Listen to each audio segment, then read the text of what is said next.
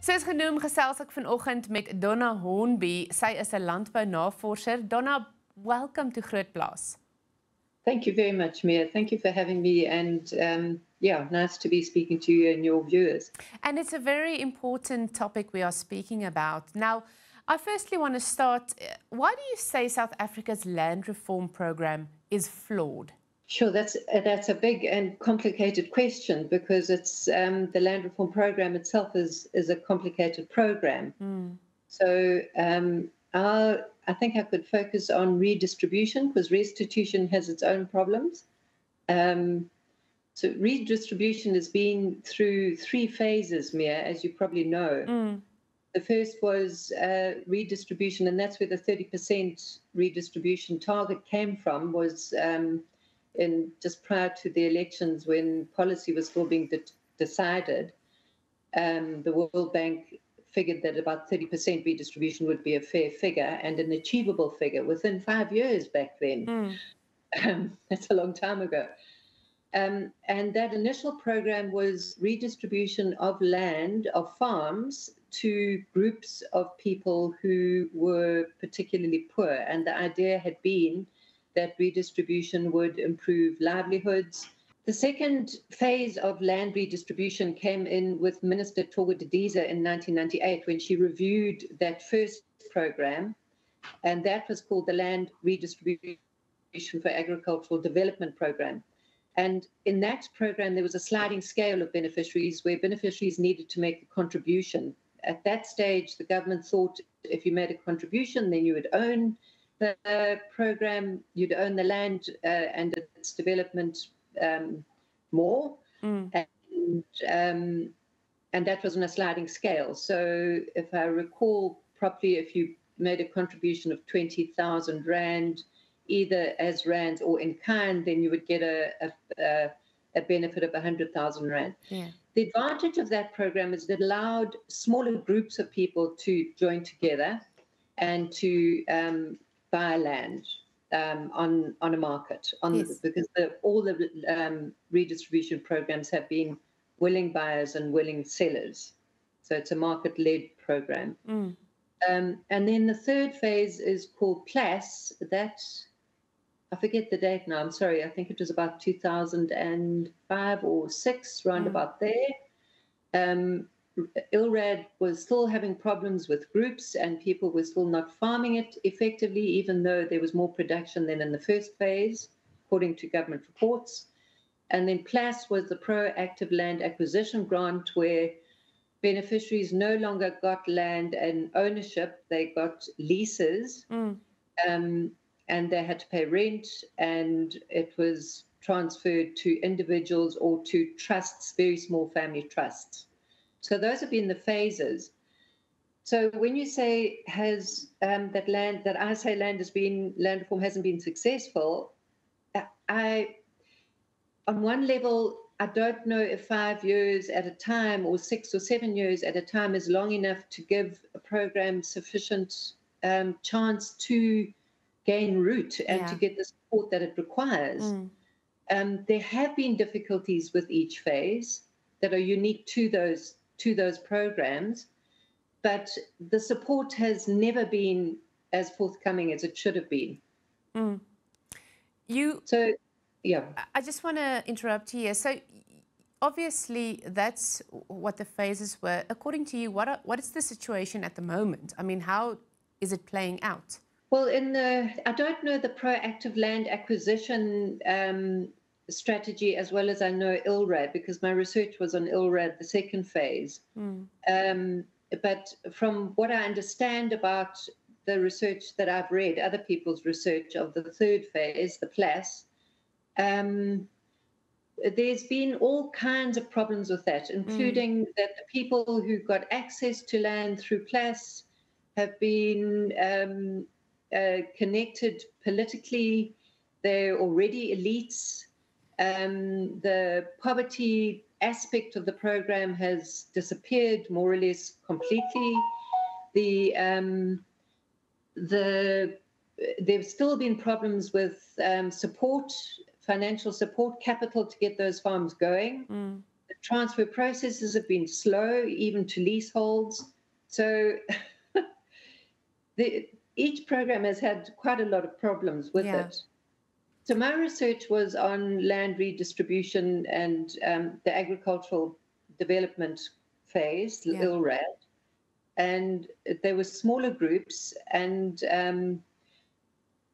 transferred in the research that I did, transferred to the beneficiary category that I would say has the biggest chance of succeeding in terms of the qualities of the beneficiaries. They were labor tenants and sometimes farm workers.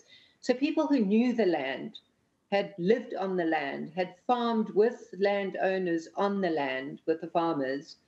They had a pretty good idea of what they were letting themselves into. There were still groups of people transferred to communal property associations, and I saw mixed successes where the communal property association was able to survive as a commercial enterprise. So cattle were transferred through the land redistribution program to the CPAs, if I can call them that, and where those were able to establish themselves as commercial enterprises and give benefits to the beneficiaries who lived on the farms, to the households, quickly and regularly, those farms succeeded. But of the 6 farms that I looked at in a lot of detail, only 2 were still going in that way about 5 to 7 years later after the land had been redistributed. Yeah, we are going to continue. We're going to continue our chat just now. We just have to go to a break. Bly gerus ingeskakel. Ek gesels steeds met Donna Hornby, sy's 'n landbounavorser. Donna, I just need to ask, so you also say that small farmers are not purely economically driven. What do you mean by that? Well, small farmers have a number of demands on their enterprises. So particularly if you look at, say, cattle farmers, they would have to sell cattle every year, and the farmers I saw were selling very regularly to generate the income to buy the inputs that they needed to carry on farming. That's standard for any farmer, right? Yes. But in addition to that, they also had family obligations. So in a standard commercial enterprise, you would draw down a salary, and with that you would buy your furniture, send your kids to school, buy your groceries, pay your electricity, whatever else.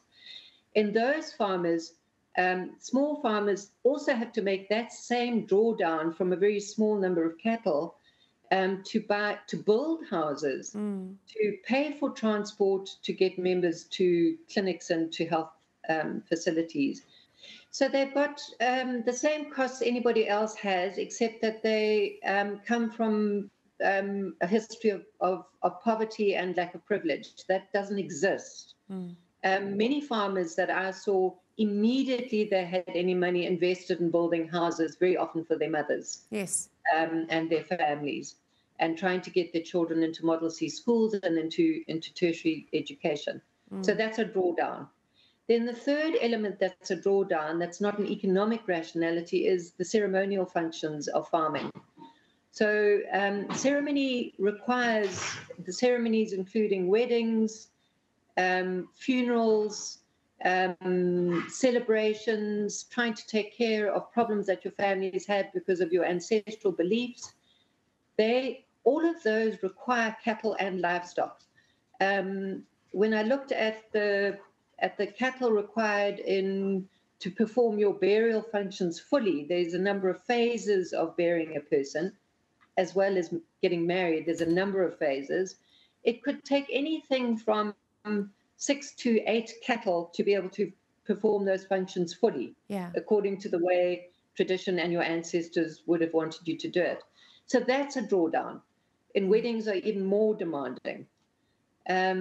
So when I talk to people, they would often tell me, those farmers would often tell me, well, I'm trying to expand my cattle herd, But last year, somebody died, and then I had to use cattle to slaughter, and I had to sell cattle in order to pay costs.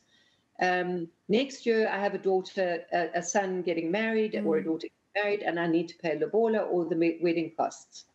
Those are not profit motives, but they still take a drawdown from the herd.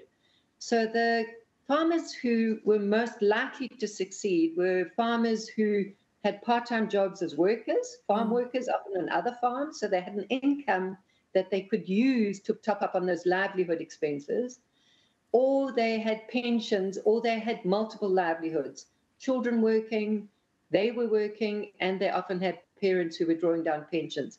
They were the most likely to be able to plow their profits from selling cattle back into expanding their cattle. And that's what I mean by it's not just an economic rationality. There are other rationalities that operate and that compete with production. Absolutely. We've got around a minute and a half left.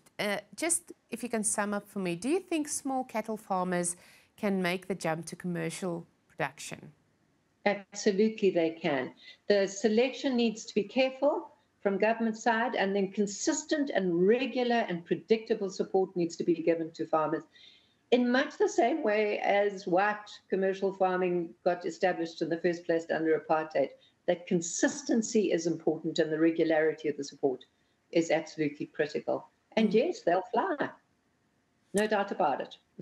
Any final thoughts from your side? Well, I'm saddened at this time in my life that I've worked my entire life in the sector and that government does not see the benefit of supporting small-scale farmers in a predictable and stable and efficient manner, because this could create jobs, especially for youngsters who are desperately keen to get into farming, despite people saying they're not, they definitely are. And it creates livelihoods that are good. Absolutely, and that's what the agricultural sector gives. It's something alive and something that moves and something that grows. Dr. Exactly. Donna, thank you so much for your time and your research. I really appreciate it. Thank you very much, Mia.